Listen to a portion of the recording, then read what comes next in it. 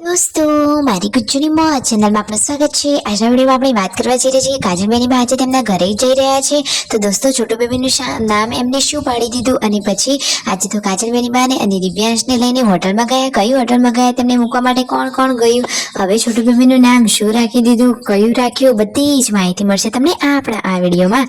મારી ચેનલ ઉપર નવા હોય તો ચેનલને ફટાફટ લાઈક શેર અને સબસ્ક્રાઇબ કરી દો। Full video in life of Thakor channel દોસ્તો, ફૂલ વિડીયોની લિંક ડિસ્ક્રિપ્શનમાં મૂકેલી છે, ત્યાં જઈ તમે આખો વિડીયો વોચ કરી શકો છો। આવી ટૂંકી ટચુકડી લાઈવ લેટેસ્ટ ટ્રેન્ડિંગ માહિતી મેળવવા માટે કરી દો મારી ચેનલને ફટાફટ સબસ્ક્રાઇબ। તો ચાલો દોસ્તો, વધારે રાહ ન જોતા આપણે વિડીયોની શરૂઆત કરી દઈએ।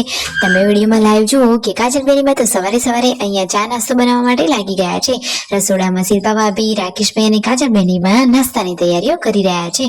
આજે નાસ્તામાં શું બનાવ્યું છે તમને ખબર છે? અરે વાહ, જુઓ કાજલબેની બા સરસ મજાની એકદમ કડક કડક ચા બનાવી રહ્યા છે અને રાકેશભાઈ મસ્ત મજાના આલુ પરોઠા બનાવી રહ્યા છે। હવે તો તેમના ઘરમાં બધા લોકોને આલુ પરોઠા તો એકદમ ટેસ્ટી લાગવા લાગ્યા છે।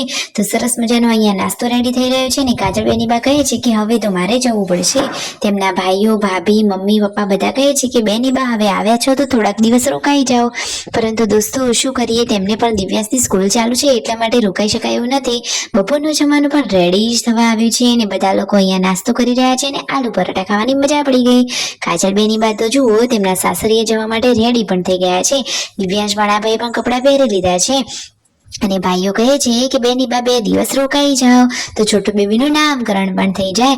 હજુ સુધી છોટુ બેબીનું નામકરણ નથી થયું, બધા લોકોને કન્ફ્યુઝન છે તેમને મૂકવા માટે કોણ કોણ જવાનું છે। જુઓ અહીંયા બધા લોકોએ ઘરના સભ્યોએ મીટિંગ કરી છે અને છોટુ બેબીના નામનું હવે વાતચીત થઈ રહી છે। તો ડિસ્કશન ચાલુ છે, તો શું નામ રાખવું, તો 2-3 નામ હવે સિલેક્ટ કરી દેવામાં આવશે અને એમાંથી એક નામ ફાઇનલ કરવામાં આવશે। તો દોસ્તો, હજુ સુધી કોઈ ફાઇનલ નામ તો નક્કી નથી થયું, તો તેમના ભાઈઓ કહે છે કે કાજલબેની બા તમે 3-4 નામ એવા આપી દો કે જેમાંથી આપણે હવે પછી સિલેક્ટ કરીને એક નામ રાખી દઈએ। હવે તેને ક્યાં સુધી છોટુ બેબી કહેવાનું, સાચી વાત ને દોસ્તો?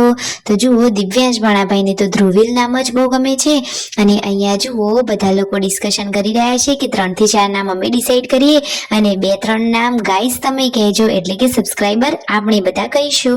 તો જોઈએ પછી એમાંથી કોનું નામ રાખવામાં આવે છે। જુઓ કાજલબેની બાએ 2-3 નામ તો આપી દીધા છે, એક નામ તો ધ્રુવીલ છે, એક ધનુષ છે અને એક ત્રિશિવ છે। તો આ 3 તો નામ છે જ અને હવે બીજા 2-4 નામ ભેગા થશે અને એ બધામાંથી એક નામ ફાઇનલ કરવામાં આવશે। તેમના પપ્પા તો કહે છે કે આપણે તો આ ભાણાભાઈ જે નામ કહે છે એ જ સારું છે, તો એ જ નામ રાખી દો। બધા લોકો અહીંયા વિચારી રહ્યા છે, તો બધાના મંતવ્યો જુદા જુદા છે। કેટલાક કહે છે કે બધા લોકો એનું નામ બગાડી દેશે, આવું નામ રાખશો તો અમુકને બોલતા નહીં ભાવે, આ રીતે બધાના જુદા જુદા વિચારો છે। તો ફાઇનલી હવે શું નામ રાખવું કે જેથી નામ પણ યોગ્ય લાગે અને બોલવામાં પણ સરળતા રહે, તો હવે થોડાક દિવસોમાં એ પણ નક્કી થઈ જશે। કાજલબેની બા આવી જઈ રહ્યા છે સાસરીએ, તેમને મૂકવા માટે કોણ જઈ રહ્યું છે? સંજયભાઈ, રણજીતભાઈ, વિયુ ગઈ છે અને પાર્વતી ભાભી પણ ગયા છે। જતી વખતે બધા લોકો હોટલમાં જમી રહ્યા છે। દિવ્યાંશ અને કાજલબેની બાને લઈને આજે તો હોટલમાં પહોંચી ગયા છે, કારણ કે ઘરે જતી વખતે મોડું થઈ જાય ને ઘરે જઈને પછી રસોઈ બનાવીએ તો ઘણું મોડું થઈ જાય, તો પછી ફાઇનલી ઘરે જઈને કંઈક રસોઈ ના કરવી પડે એટલા માટે કે બધા લોકો અહીંયા સાથે જ જમી લઈએ એવું વિચારી અને અહીંયા હોટલમાં જમવા આવી ગયા અને મિતાંશ તો હવે ચાલતા શીખી ગયો તો મસ્તી કરી રહ્યો છે। ફાઇનલી જમી કરી અને હવે ઘર તરફ આવી રહ્યા છે, તો ફાઇનલી હવે સરગાસણ પહોંચવાની તૈયારીમાં છે। મિતાંશ મસ્તી કરી રહ્યો છે તો ઘરે તો હવે આવી ગયા છે।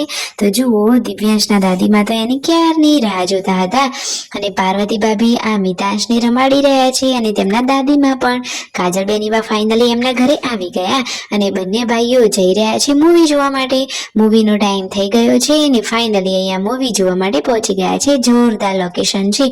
આ થિયેટર કઈ જગ્યાએ આવેલું છે, કયા સેક્ટરમાં છે, તમને ખબર છે? ખબર હોય તો કોમેન્ટ કરો। ઘરે આવતી વખતે વરસાદથી પલળી જવાયું હતું, આખો દિવસ સરસ વીત્યો। સબસ્ક્રાઇબ।